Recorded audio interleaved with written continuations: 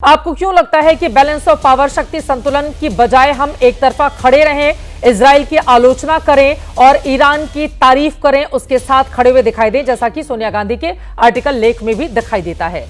भारत का यह स्टैंड क्या भारत के हित में होगा? देखिए, भारत के हित में क्या होगा, इसी की बात की। नेशनल इंटरेस्ट हमने आज तक कैसे रखे हैं, सर्वोपरि रखे हैं। 1991 के बाद जो एक भू राजनीतिक जियोपॉलिटिकल बदलाव आया है, यूनिलैटरल होने की कोशिश की है दुनिया को, उस वक्त भी हमने मल्टीलैटरल ने बहुध्रुवीय दुनिया की संकल्पना की थी। उसी के इसमें आज सोनिया जी ने ये नहीं कहा कि आप इजराइल के खिलाफ जाइए या पूरा ईरान के फेवर में आइए, लेकिन हमारी एक नैतिक मानवता की भूमिका क्यों रही है, क्योंकि इजराइल से हमने अच्छे ताल्लुकात बना लिए हैं और ईरान ने तो हर वक्त हमारी मदद की है, हमारे साथ ईरान खड़ा रहा है। 1971 के बाद ईरान का भी चित्र बदला, 1978 के बाद विशेषकर, और 1994 में यूनाइटेड नेशंस में जिस तरह से ईरान ने मदद की है, या फूड फॉर ऑयल जो हमारा रहा है, और एक भू राजनीतिक परिस्थिति आपको पता है कि वो हमारा वैसे पड़ोसी देश है, चाबहार में हम काम कर रहे हैं। क्यों काम कर रहे हैं हम?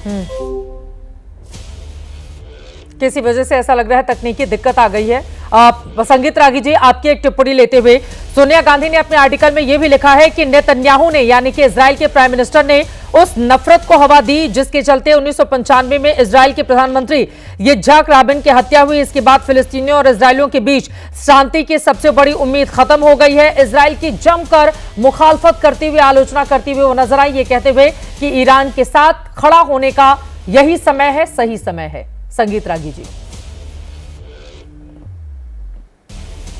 देखिए, मैंने ये ट्वीट भी किया है और श्रीमती सोनिया गांधी जी का जो बयान आया है और उनका जो लेख है, मैं मानता हूँ कि वह भारत के प्रति भी एक विश्वासघात है। मैं ऐसा इसलिए कह रहा हूँ कि जब ईरान भी हमारा दोस्त है, इजराइल भी हमारा दोस्त है, लेकिन दोनों की यदि दोस्ती की तुलना की जाए तो हमें मान करके चलेंगे कि इजराइल ने हमें हर क्राइसिस पे हमारे साथ खड़ा रहा है।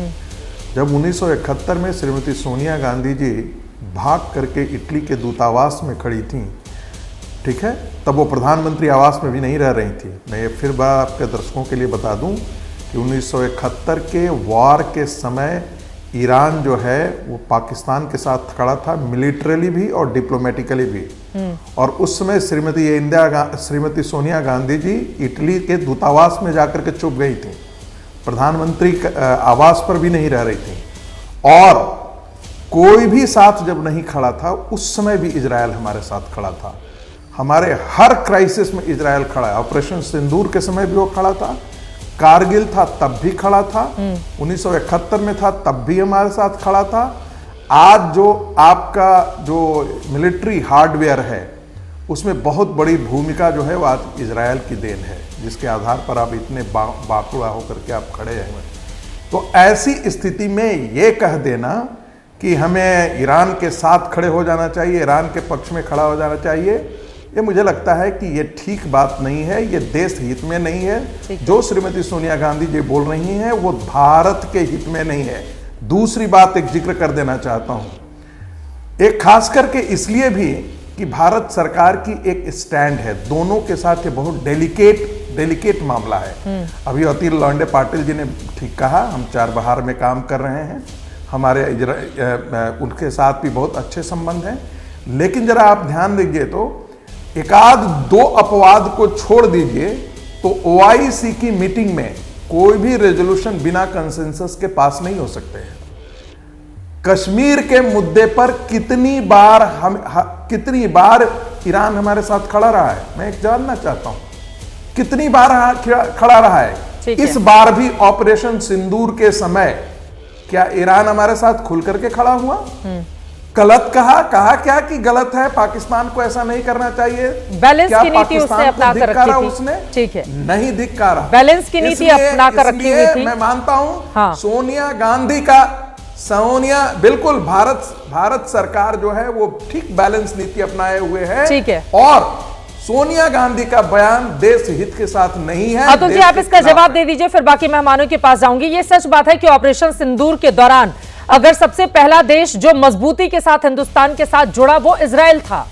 ईरान की ओर से पाकिस्तान को भी साधने की कोशिश की गई, भारत को भी साधने की कोशिश की गई।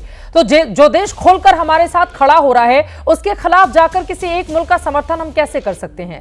उन्होंने जो आरोप लगाए हैं उस पर जवाब दीजिए, फिर बाकी मेहमानों के पास जाऊंगी।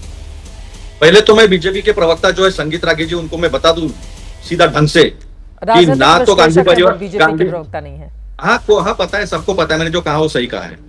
तो सबसे पहले तो ये बात बता दूं मैं, ना तो गांधी परिवार का कभी कोई छुपा है, ना छुपने की आदत है। जब भी लड़ना पड़ा सीना सामने करके लड़े हैं। बलिदान का परिवार है और देश के लिए बलिदान भी दिया है, एकात्मता के लिए बलिदान भी दिया है। सिद्ध करके दिखा दे संगीत रागी जी, ये देख लेता हूं मैं कैसे सिद्ध करते। आना है और जहर उगलना है सिर्फ गांधी परिवार के खिलाफ, इसके अलावा उनकी कोई विश्लेषण करने की क्षमता नहीं है। दूसरी बात, ईरान हमारे साथ में खड़ा था नहीं था, रशिया था नहीं था, चाइना था नहीं था, ये हम साथ नहीं सके, हम अकेले थकेले पड़ चुके हैं। इसका ये जो है दुनिया के और देश के सामने हमने कई बार सामने रखा है। असीम मुनीर को बुलाने वाले ट्रम्प जो है ना, उसका जवाब हमारे देश के प्रधानमंत्री दे नहीं पाए। संगीत रागी जी विश्लेषक करके उसका विश्लेषण नहीं कर पाएंगे, हिम्मत नहीं है, ताकत नहीं है, क्योंकि बहुत सारे विषय एक आध दिन खोल के जरूर बता देंगे। तीसरी बात, ईरान हमारे साथ खड़ा रहा 1978 के बाद, जब शाह की रिजिम चली गई और शाह की रिजिम जाने के बाद जो रिजिम आई है, फूड फॉर ऑयल भूल जाते हैं। जब पूरी दुनिया में हमको महंगा तेल मिलता था ना, तो एक ईरान था, दूसरा रशिया था जो हमें देते थे। आज रशिया भी पता नहीं क्यों हमारे साथ खुलकर खड़ा नहीं रहा, इसकी चिंता संगीत रागी जी को बिल्कुल नहीं है। 1994 में यूनाइटेड नेशंस में ईरान हमारे साथ खड़ा रहा। अब सोनिया जी ने कतई ये नहीं कहा कि आप इजराइल के खिलाफ खड़े रह जाओ। सोनिया ने ये याद दिलाया कि टू नेशन थ्योरी, जिसकी वकालत, जिसकी मुखालफत पूरी ताकत से की उस टू नेशन थ्योरी के तरफ इजराइल और पैलेस्टीन के, वो अटल बिहारी वाजपेयी जी ने सार्वजनिक रूप से, सार्वजनिक मन से पब्लिक में की थी कि अरब को जो भूमि है वो इनको छोड़नी पड़ेगी। फिर भी हमने उसमें ये नहीं किया कि कश्मीर का भी मुद्दा उसमें आता है, जो संगीत राजी को समझते हुए भी वो कहेंगे नहीं, क्योंकि उनको पता है आज के रिजिम के पीछे खड़ा रहना ही उनका काम है, यही उनका विश्लेषण का काम है, दूसरा कोई तो काम उनको आता नहीं है। जब भी हम किसी एक देश के साथ खड़े हो जाएंगे अतुल जी, तो दूसरा देश वैसे ही हमारे खिलाफ हो जाएगा ना, ये बात तो सही है। देखिए, इजराइल की नीति पाकिस्तान को लेकर पहले से ही साफ है, उसमें उसको कोई कंफ्यूजन नहीं है। लेकिन ईरान हमारे साथ पाकिस्तान को भी साधे, हिंदुस्तान को भी साधे, और फिर हम कहें कि नहीं ईरान को हमें साथ में लेकर चलना है। अगर इजराइल और ईरान के बीच हमने अपना एक बैलेंस बनाकर रखा है तो भारत के लिए एक बेहतर स्थिति हो सकती है ना। चित्रा जी एक बात आप समझ लीजिए कि उन्होंने बैलेंस की बात की, उन्होंने किसी के खिलाफ जाने की बात नहीं की है कि हमारे इजराइल के साथ अच्छे संबंध है। जब भी हम किसी एक के साथ खड़े हो जाएंगे सब दूसरे का खिलाफ ही माना जाएगा। अतुल जी, ये कोई मतलब छुपी हुई बातें नहीं है। अंतर्राष्ट्रीय राजनीति और युद्ध में खासतौर से जब हम किसी एक के साथ खड़े होते हैं तो दूसरे के दुश्मन हो जाते हैं। 10 सेकंड तो दीजिए, मैं आर्टिकल का क्या मीनिंग है बता दूं जी। तो उन्होंने ये कहा है कि हमारी ये नैतिक और मानवीय जिम्मेदारी है, चूंकि इजराइल के साथ भी हमने अच्छे संबंध बना लिया, ईरान के साथ हमारे अच्छे संबंध है, जो अमानवीयता हो रही है उस अमानवीयता को रोके। जब आईएई ने कहा है कि वो नहीं बना रहे, उन्होंने इन्वेस्टमेंट नहीं किया है, वो सिविल न्यूक्लियर टेक्नोलॉजी में जा रहे हैं, आईएई ने कहा है, तुलसी गब्बार्ड ने कहा है, हाँ। उसके बावजूद अगर आक्रमण होता होगा, अमानवीयता होती होगी, और उसके बीच में दोनों को हम साथ नहीं पाते होंगे, तो बातें तो ट्रम्प को समझ में आनी चाहिए ना। जब तुलसी गब्बार्ड ने कहा है तो ट्रम्प फिर ईरान के खिलाफ क्यों जा रहे हैं? ये बात तो राष्ट्रपति ट्रम्प को समझनी चाहिए, अगर उन्हीं के देश के एक इतने बड़े चेहरे की ओर से ये बातें कही जा रही है। ठीक, सामने तो खड़े होंगे हम। हाँ ठीक है, संगीत रागी जी आप जल्दी से जवाब दे दीजिए, उसके बाद मैं फौरन आ रही हूँ आपके पास। सचदेव जी, बाकी लोग भी हमारे साथ हैं, बोलिए।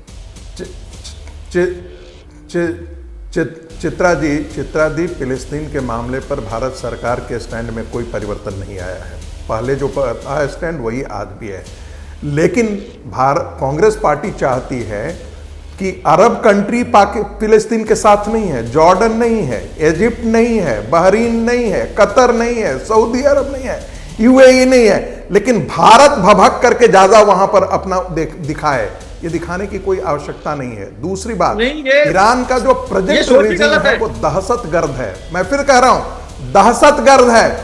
हमास, हूती और हिजबुल्ला, ये तीनों आतंकवादी हैं। यदि अल कायदा, यदि जैश मोहम्मद जो हमारे कश्मीर के अंदर दहशतगर्दी करता है, यदि हम उसको जस्टिफाई करना चाहते हैं, तो हमास, हिजबुल्ला और हूती, इन दहशतगर्दों को शरण कौन देता है? यहां की प्रेजेंट रिजीम 16 साल की बच्ची यदि बुर्का नहीं पहने और उसको फांसी पर लटका दे, तो इससे बड़ा कायर, बुजदिल और गिरा हुआ कोई यदि शासक हो सकता है तो खुमैनी हो सकता है। तो खुलकर यही ईरान के अंदर हो रहा है। अगर आपकी बातों को माना जाए तो इस्राइल के साथ खुलकर भी तो नहीं आ रही है। साथ खड़ा नहीं होने अगर ईरान की सरकार या वहां के हुक्मरान इतने बुरे हैं तो फिर तो खुलकर आ जाना चाहिए इस्राइल के साथ, लेकिन हम वो भी नहीं कर रहे हैं ना। ठीक है, हम दोनों नहीं कर रहे, दोनों को ही साधने की कोशिश कर रहे हैं। ठीक है, ये खुलकर में नहीं जुड़ेंगे रविंद्र जी के पास में जाऊंगी। ठीक है, मुझे लग रहा है पॉलिटिकल बातों से ज्यादा बेहतर तरीके से बात रखें। 10 सेकंड हमारा नेशनल इंटरेस्ट चुप रहने में है। हमारा कोई भी हालत में अमानवीयता के साथ में अगर संगीत रागी जी बीजेपी के साथ खड़ा रहना चाहते हैं तो वो जरूर रहे। बच्चों को मारने वाली तो देश अपने हिसाब से निर्धारित करते हैं ना। अब पाकिस्तान के अंदर घुसकर हमने जब हमला किया तो पाकिस्तान की ओर से भी तड़प कर यही कहा गया कि भारत की ओर से अमानवीयता किया गया है। उसने आतंकवादियों को बताया कि नहीं, ये हमारे लोग हैं जिनके ऊपर हमला किया गया। सर, वो तो देश अपने हिसाब से डिसाइड करता है ना कि हमारे भीतर जो हमला हो रहा है उसको हम अमानवीय करार दें या फिर हम अपने दुश्मनों को टारगेट कर रहे हैं। ये तो देश अलग अलग तरीके से अपने हिसाब से डिसाइड करते हैं, लेकिन आप इस्राइल को क्या इग्नोर कर सकते हैं। रविंद्र सचदेव के पास जाते हुए फिर अनुराग भदौरिया जी भी हमारे साथ हैं, हमारे साथ टीडीपी की भी प्रवक्ता हमारे साथ मौजूद है, उनके पास भी जाना है प्लीज। रविंद्र सचदेव जी, ठीक है सर, गलत बात है, आपकी बात समझ गई।